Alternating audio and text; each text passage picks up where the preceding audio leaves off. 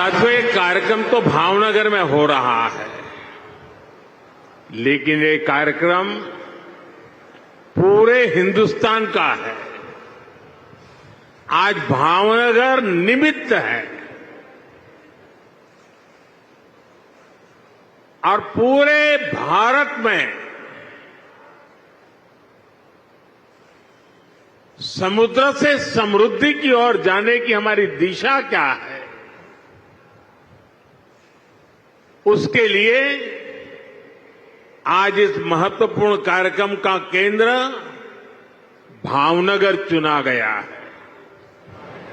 गुजरात के लोगों को, भावनगर के लोगों को बहुत बहुत बधाई। साथियों, अभी 17 सितंबर को आप सबने अपने नरेंद्र भाई को जो शुभकामनाएं भेजी हैं, देश और दुनिया से जो शुभकामनाएं मुझे मिली हैं, व्यक्तिगत तौर पर सबका धन्यवाद करना संभव नहीं है, लेकिन भारत के कोने कोने से और विश्व भर से ये जो प्यार मिला है, ये जो आशीर्वाद मिले हैं, ये मेरी बहुत बड़ी संपत्ति है, ये मेरी बहुत बड़ी ताकत है। और इसलिए सार्वजनिक रूप से मैं आज देश और दुनिया के सभी महानुभावों का हृदय से आभार व्यक्त करता हूं। यहां एक बेटी कोई चित्र बना करके ले आई है, वहां एक बेटा लेकर के आया है। जरा इसको कलेक्ट कर लीजिए भाई। इन बच्चों को मेरा बहुत बहुत आशीर्वाद। Thank you. जो लोग लाए हैं, मैं आपके प्यार के लिए मैं आपका आभारी हूं। आपने इतनी मेहनत की, धन्यवाद जी, धन्यवाद बेटा। थैंक यू दोस्त। साथियों, विश्वकर्मा जयंती से लेकर गांधी जयंती तक, यानी 17 सितंबर से 2 अक्टूबर तक पूरे देश में लाखों लोग सेवा पखवाड़ा मना रहे हैं।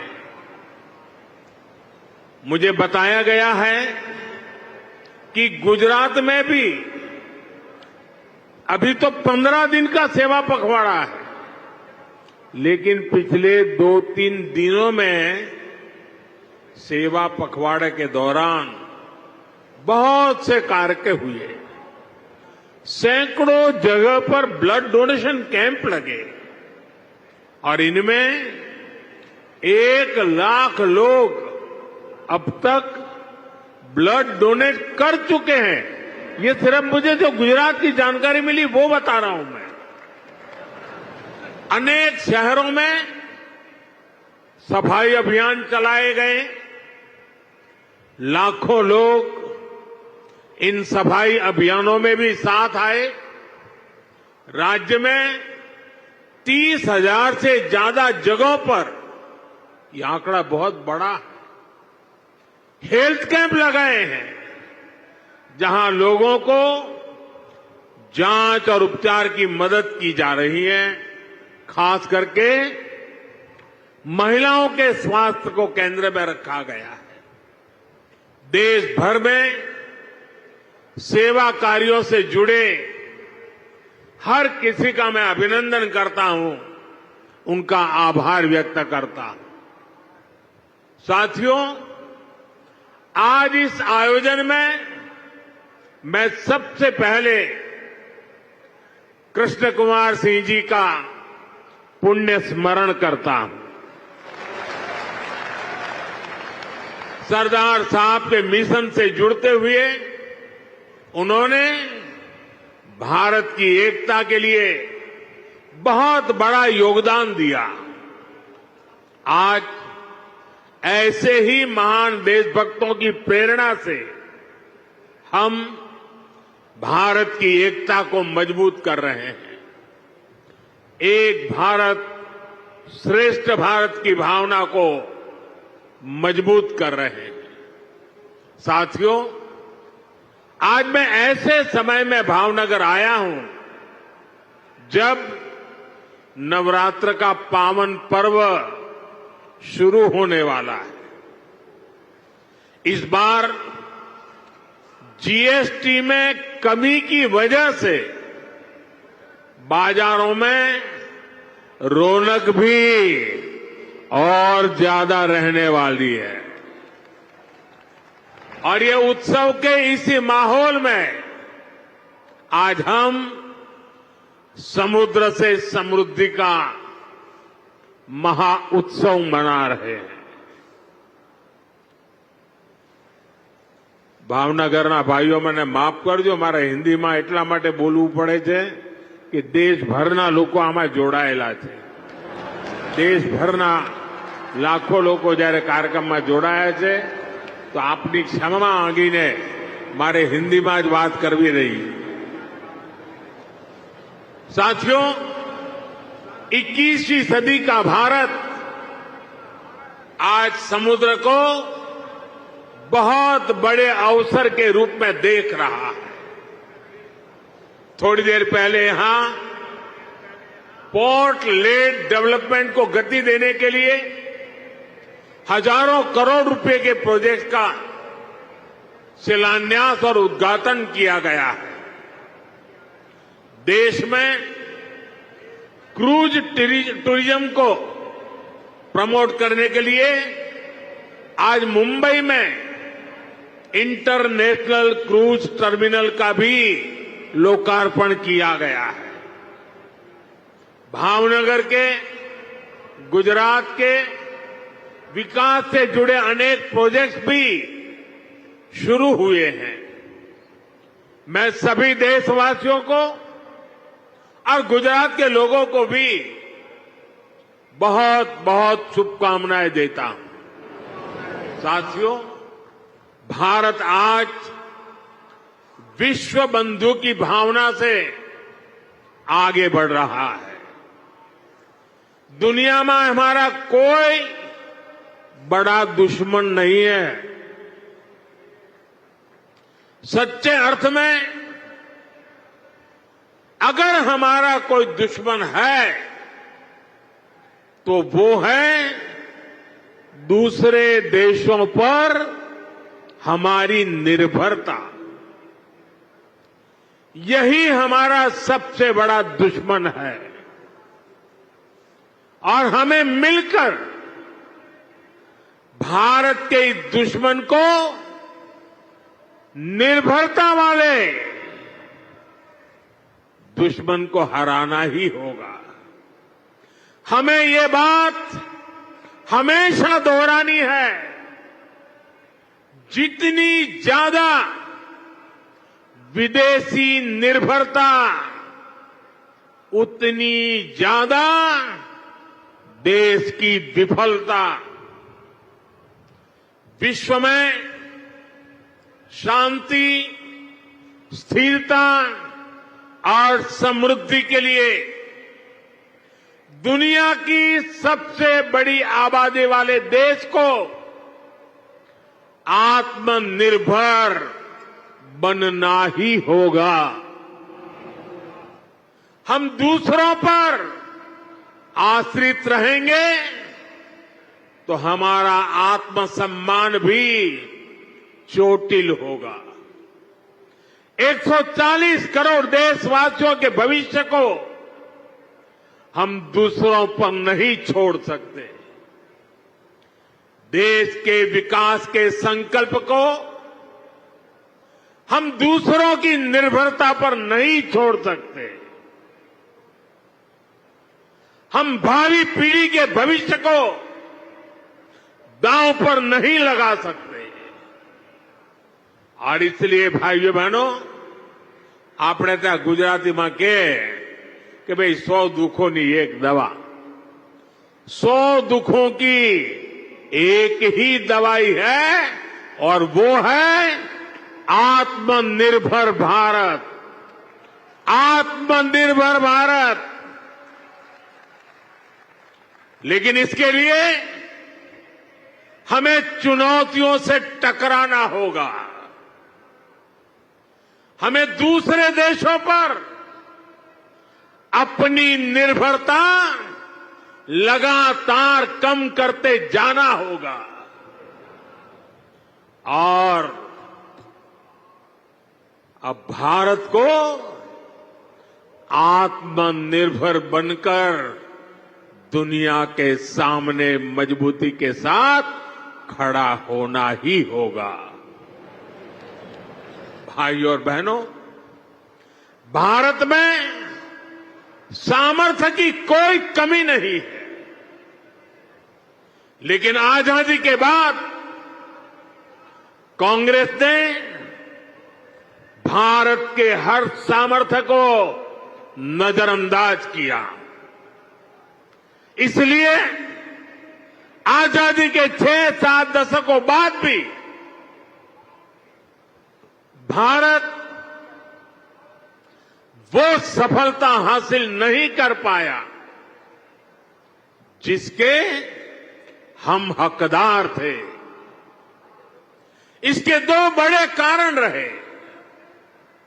लंबे समय तक कांग्रेस सरकार ने देश को लाइसेंस कोटा राज में उलझाए रखा, दुनिया के बाजार से अलग थलग रखा और फिर जब ग्लोबलाइजेशन का दौर आया तो सिर्फ इंपोर्ट का ही रास्ता पकड़ लिया गया और उसमें भी हजारों लाखों करोड़ों के घोटाले कर दिए गए। कांग्रेस सरकारों की नीतियों ने देश के नौजवानों का बहुत नुकसान किया। इन नीतियों ने भारत की असली ताकत को सामने आने से रोक दिया। साथियों, देश का कितना नुकसान हुआ है, इसका एक बहुत बड़ा उदाहरण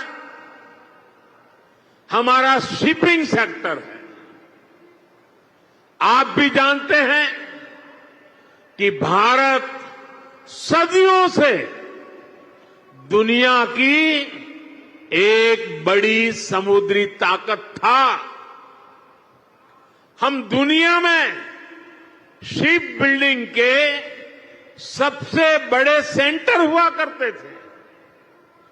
भारत के तटीय राज्यों में बने जहाज देश और दुनिया के व्यापार कारोबार को गति देते थे।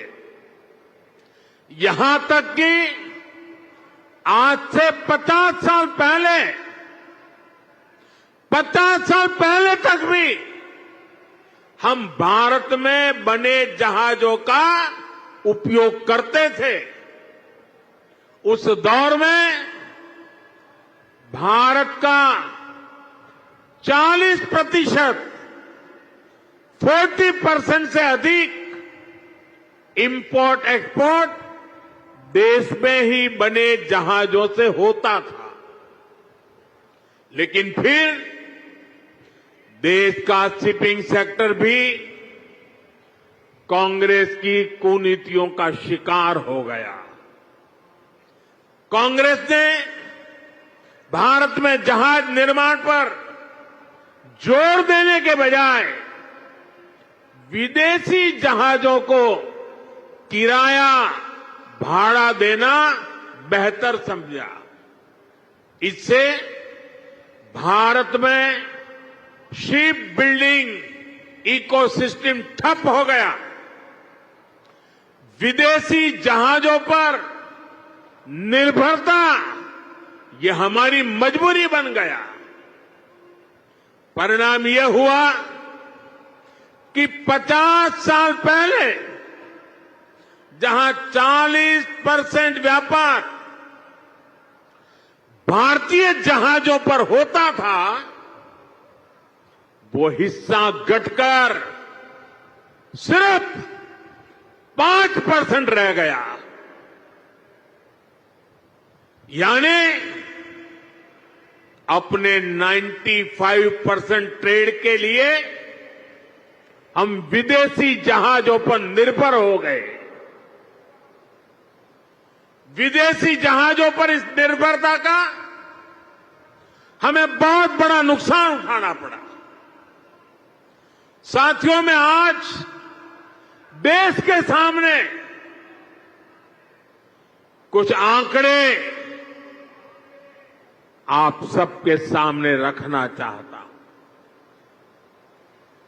देशवासी ये जानकर हैरान रह जाएंगे कि आज भारत हर साल करीब $75 बिलियन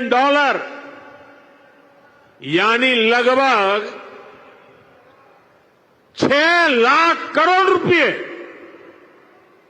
6 लाख करोड़ रुपए विदेशी शिपिंग कंपनियों को शिपिंग सर्विसेज के लिए देता है, किराया देता है। ये आज भारत का जितना डिफेंस बजट है, करीब करीब उतना पैसा किराए में दिया जा रहा है। आप कल्पना कीजिए, 7 दशकों में कितना पैसा हमने सिर्फ भाड़े के रूप में दूसरे देशों को दिया है। हमारे पैसों से विदेशों में लाखों नौकरियां बनी हैं। सोचिए, इतने सारे पैसे का अगर एक छोटा सा हिस्सा भी अगर पहले की सरकारें अपनी शिपिंग इंडस्ट्री पर लगाती,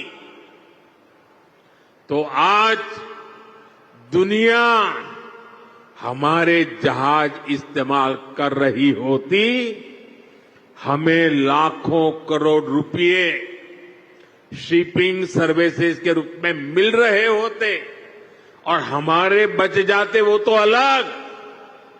साथियों, भारत को अगर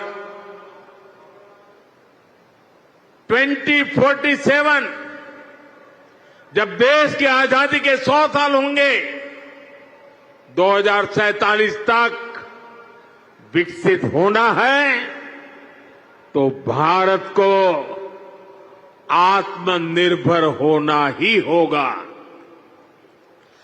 आत्मनिर्भर होने के अलावा भारत के पास कोई विकल्प नहीं है। 140 करोड़ देशवासियों का एक ही संकल्प होना चाहिए, चीप हो या शीप, हमें भारत में ही बनाने होंगे।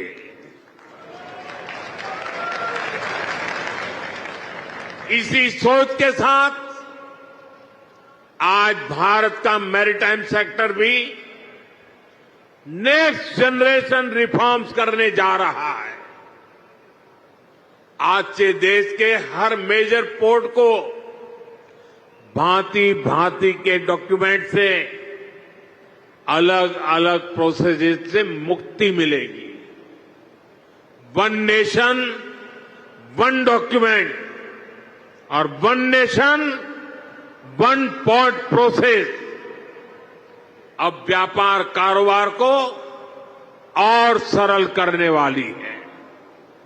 हाल में ही जैसे हमारे मंत्री जी सर्बानंद सोनोवाल जी ने बताया, मॉनसून सेशन के दौरान पार्लियामेंट में हमने ऐसे अनेक पुराने कानूनों को बदला है जो अंग्रेजों के जमाने से चले आ रहे थे।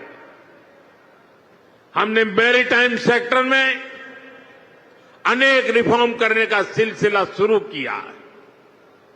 हमारी सरकार ने 5 मैरीटाइम कानूनों को नए अवतार में देश के सामने रखा है। इन कानूनों से और इन कानूनों के आने से शिपिंग सेक्टर में पोर्ट गवर्नेंस में एक बहुत बड़ा बदलाव आएगा। साथियों, भारत सदियों से बड़े बड़े जहाज बनाने में एक्सपर्ट रहा है। नेक्स्ट जनरेशन रिफॉर्म्स देश के इस भूले हुए गौरव को फिर वापस लाने में मदद करेंगे। बीते दशक में हमने 40 से अधिक शिप्स और पनडुब्बियां नेवी में इंडक्ट की है। इनमें से 1-2 तो छोड़ दें तो ये सब हमने भारत में ही बनाई है। आपने आईएनएस विक्रांत के विषय में सुना होगा। इतना विशाल आईएनएस विक्रांत भी भारत में ही बना है। इसे बनाने के लिए जो हाई क्वालिटी स्टील लगी वो भी भारत में बनी थी।